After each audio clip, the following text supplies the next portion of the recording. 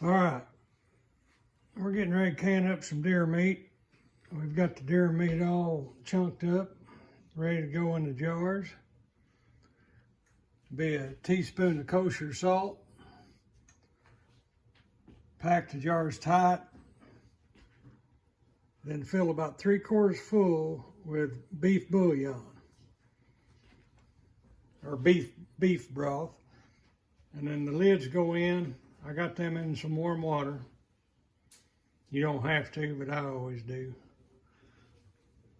Then we've got the rings. And then we're going to put them in the pressure canner. They'll go 90 minutes, 10, 12 pound of pressure.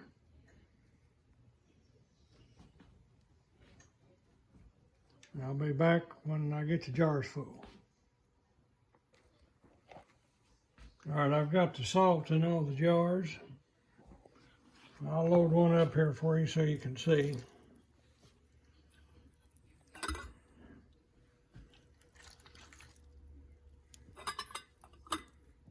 Kind of weird doing it and filming it.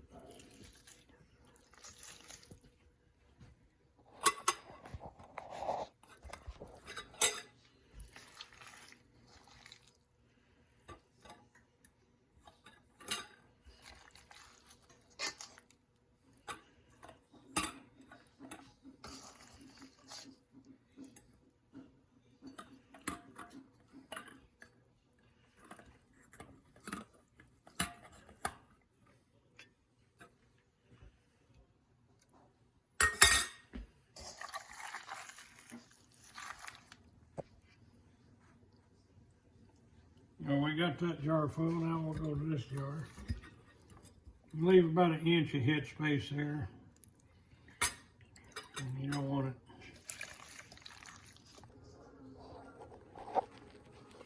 All right, here's an important step. Get your little white vinegar.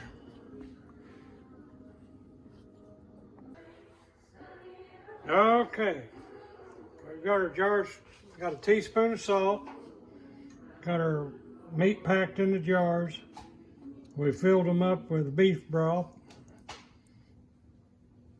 Got about a 1 inch head space. Now we're gonna wipe the rims down with vinegar. White vinegar. Switch hands here.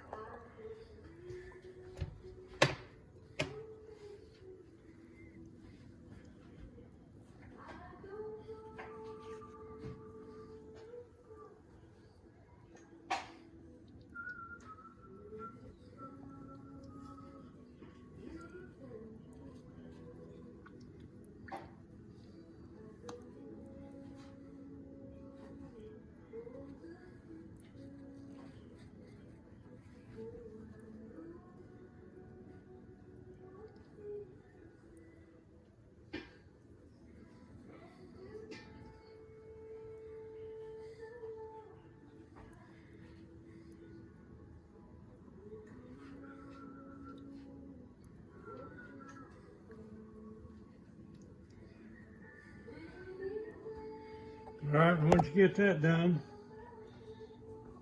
come over here and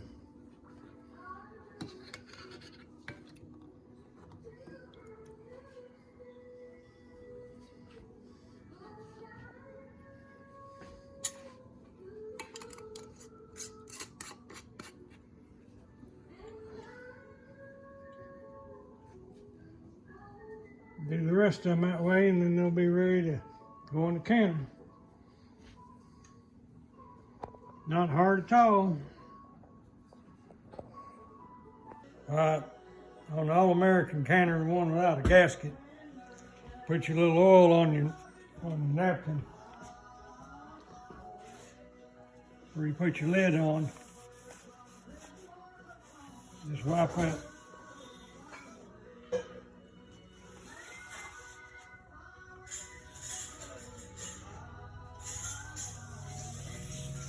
It'll make the seal better, and it'll also make it better to get off. So we'll go out here and I'll show you what we got. Your weight.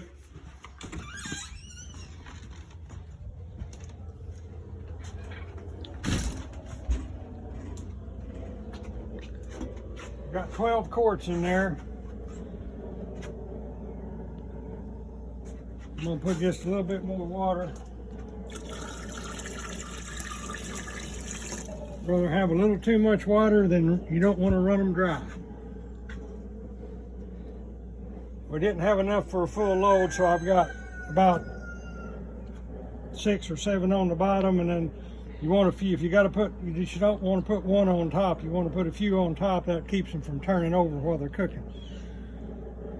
We got to find our arrow.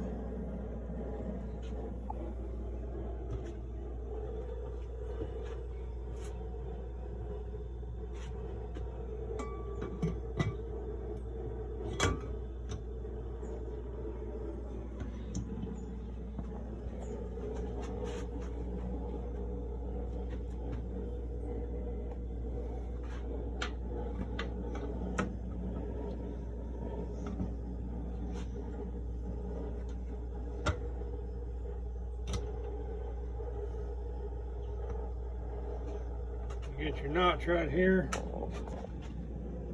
and your arrow on your lid.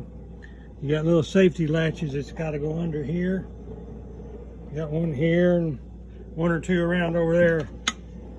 And you bring these up.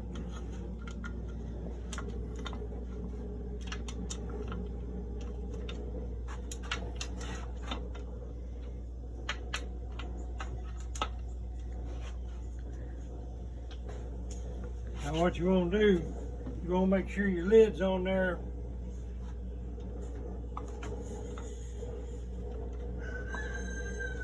pretty even. You want it to tighten down level.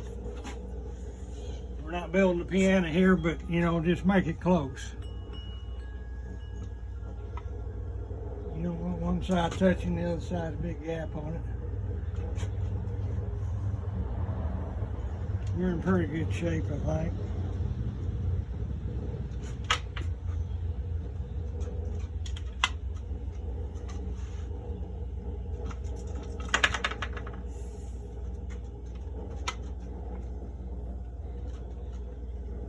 And tighten across from each other.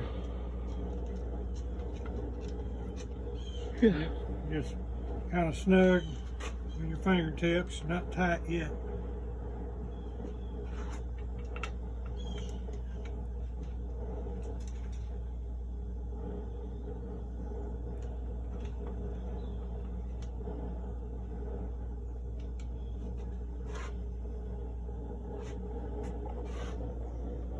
Then tighten a little on each side about the same. Go one across from each other.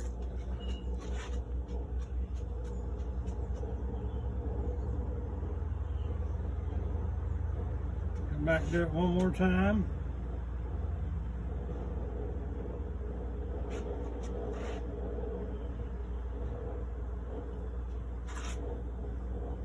And double check.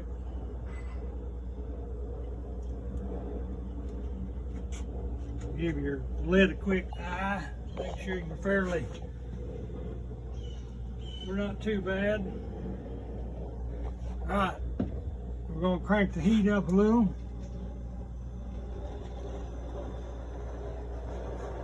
When steam starts coming out of this hole, we'll let it steam, or some people say vent, whatever you want to call it. When it looks like the old 97, you let that do that for about 10 minutes and you put your weight, 10 pound of pressure. Depending on your elevation, you'll have to check that for yourself. We're about 364 here, so we're gonna run with a 10 pounder for about 90 minutes. See you in a little bit. Okay. Once the canner gets to steaming we wanna let it steam for 10 minutes. And once it's been steaming for 10 minutes, we're going to put the weight on here, 10 pounds. We'll watch your gauge, and then once it starts jiggling, we'll adjust the fire where we can hold about 10, 12 pound pressure. We'll do that for 90 minutes and then we'll let her cool down.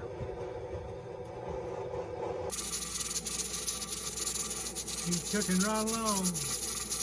Oh, 97.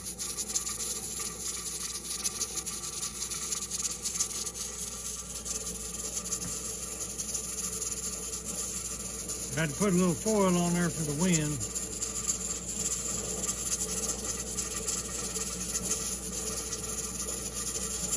Lay back a little bit. Well, this is what it looks like. We had 11 quarts and 1 quart of broth. And then just set them on the counter and let them cool overnight. Then I'll take and wipe the jars down the next morning, date them, and you're ready to go. Put them in a cast iron pan with a little flour or cornstarch. Make your gravy. Put that over smashed taters. You'll be eating pretty good. Till next time, this is the Ridge Runner out.